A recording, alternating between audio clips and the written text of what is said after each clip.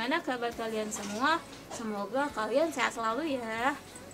Oke, ibu mau bertanya nih sama kalian. Kalian ada yang pernah naik kapal laut nggak sih untuk menyeberang antar pulau? Yang pernah nih, coba gimana rasanya? Rasanya seperti menjadi Wonder Woman, Bu.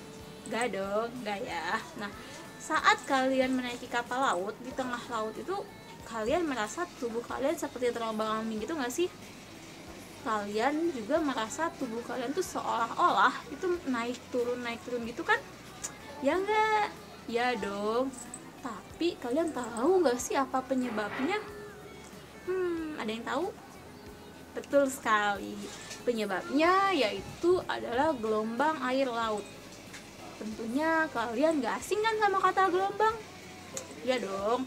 Tapi ya, gelombang itu apa ya? Terus macam-macam gelombang ada apa aja?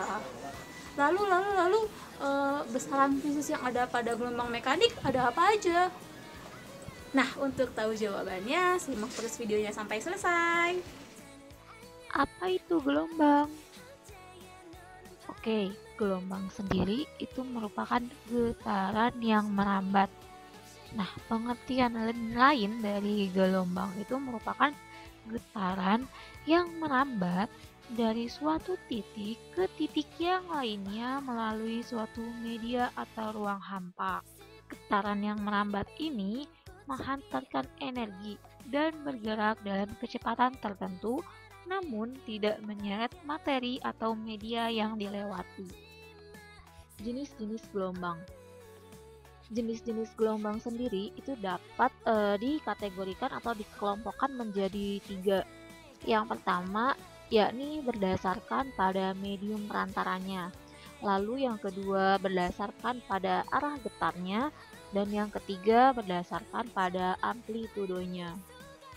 Berdasarkan pada medium perantaranya, gelombang sendiri terbagi menjadi 2. Yang pertama yaitu gelombang mekanik.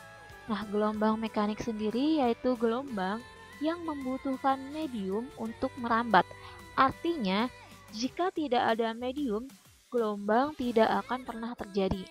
Contoh dari gelombang mekanik sendiri itu misalnya gelombang pada air laut, gelombang tali, dan gelombang bumi.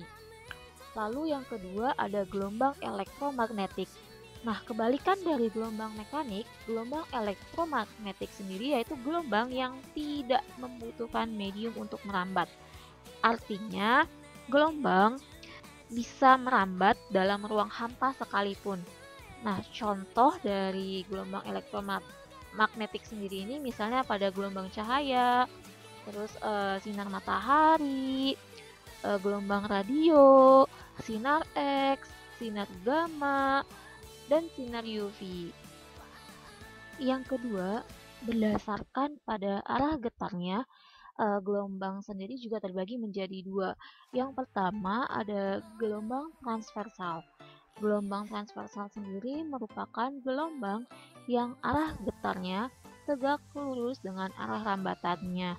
Nah, contoh dari gelombang transversal sendiri ini misalnya gelombang pada tali, gelombang cahaya, dan lain sebagainya. Lalu yang kedua ada gelombang longitudinal. Nah, gelombang longitudinal sendiri merupakan gelombang yang arah getarnya itu sejajar dengan arah rambatnya. Contoh dari gelombang longitudinal misalnya gelombang bunyi, pegas, dan lain sebagainya.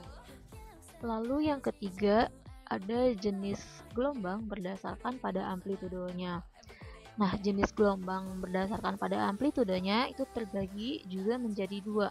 Yang pertama yaitu gelombang berjalan. Nah, gelombang berjalan sendiri merupakan gelombang yang memiliki amplitudo tetap. Artinya, setiap titik yang dilalui gelombang, amplitudonya itu selalu sama besar. Lalu yang kedua ada gelombang stasioner. Nah, gelombang stasioner sendiri merupakan gelombang yang amplitudonya berubah-ubah. Bahasan kita selanjutnya yaitu besaran fisis yang ada pada gelombang mekanik. Yang pertama ada amplitudo, disimbolkan dengan huruf A besar. yaitu simpangan atau jarak maksimum suatu gelombang.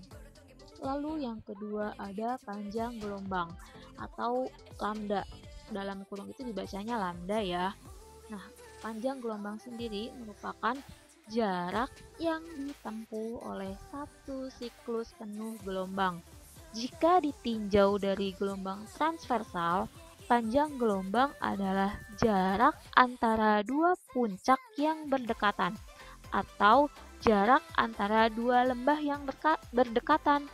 Nah, pada gelombang longitudinal, panjang gelombang sendiri yaitu jarak antara pusat rapatan ke rapatan berikutnya atau pusat renggangan ke pusat renggangan berikutnya.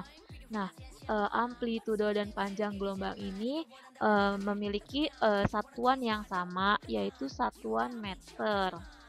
Besaran fisis pada gelombang mekanik selanjutnya yaitu ada frekuensi. Disimbolkan dengan huruf F kecil. Frekuensi sendiri merupakan banyaknya gelombang yang dapat terbentuk setiap detik. Nah, secara matematis, frekuensi itu dirumuskan sebagai F sama dengan N per T, di mana F sendiri merupakan frekuensi gelombang dengan satuannya Hertz.